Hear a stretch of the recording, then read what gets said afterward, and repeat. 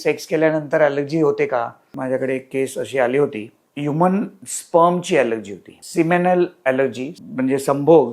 त्या फिमेलला all of a sudden full articular rash आणि सुजन वगैरे येऊन तिला दम वगैरे लागायचा आणि ती एकदम बेचैन व्हायची. नंतर त्याचं आम्ही सिमेनल ॲलर्जी टेस्ट केली. त्याचं सिमेन हे करून, त्याचं प्रिक टेस्ट, त्याचं डायल्युशन्स करून, आणि सेमेनल ॲलर्जी इज अगेन हे आहे म्हणजे डॉक्युमेंटेड आहे.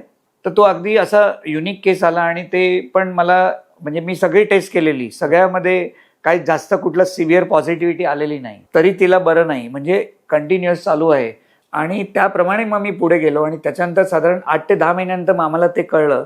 मग त्यानंतर त्याला काय करायचं, त्याला मग आपण काही पर्याय नसताना what we can advise them is use condom and have sex so that sperm लागणारच नाही, म्हणजे सिमेन तिच्या संपर्कातच नाही. So this is the only treatment for that. So avoidance.